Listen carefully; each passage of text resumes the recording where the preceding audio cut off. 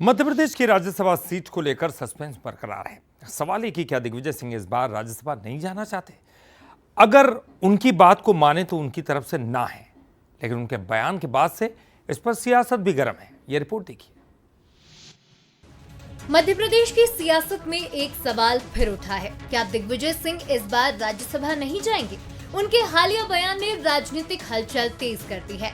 कांग्रेस और बीजेपी दोनों इस पर नजरें गड़ाए हुए हैं। राज्यसभा सदस्य दिग्विजय सिंह ने साफ कहा कि इस बार उन्हें राज्यसभा जाने का मन नहीं है। उन्होंने पहले भी एक बैंक अधिकारी के पोस्ट का जिक्र कर राजनीति से धीरे धीरे पीछे हटने का संकेत दिया था, लेकिन सक्रियता पूरी तरह नहीं छोड़ी और देश प्रदेश की सियासत में अपनी मौजूदगी बनाए रखना चाहते हैं। अब बीजेपी तो यही कह रही है कि उनकी इनकार में ही इकरार है।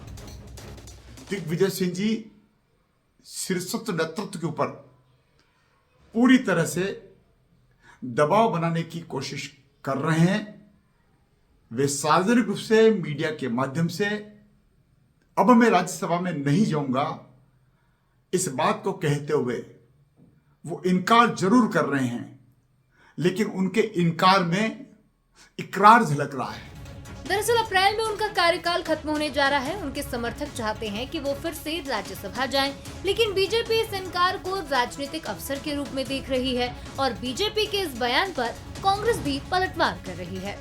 उनको जाना चाहिए राज्यसभा में, ये मध्य प्रदेश के कांग्रेस कार्यकर्ताओं की राय मैं समझता हूँ और एक संजीवनी है कांग्रेस के लिए। बीजेपी हमेशा से डरती रही है उनसे और दबाव बना के ये मैसेज देना चाहते हैं कि कांग्रेस हाईकमांड की ये दबाव बना रहे हैं। याद करें, जब दिग्विजय सिंह पहले राज्यसभा गए थे तब सिंधिया और दिग्विजय के नाम पर सियासत की गर्माहट चरम पर थी। अब भी उनका फैसला राजनीतिक महायुद्ध की दिशा तय करेगा। राज्यसभा की सीट और दिग्विजय सिंह की मंजूरी, मध्य प्रदेश की सियासत के अगले मोड़ पर सबकी नजरें टिकी हैं। कौन भरेगा दिग्गी की जगह, ये सवाल अब सभी के लिए एक बड़ा राजनीतिक पेंच बन गया है।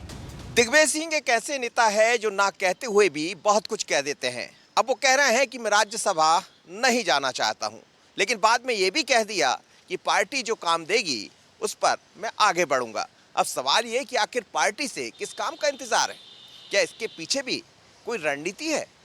आशीष खरे के साथ मनोज सैनी, बंसरी, भोपाल।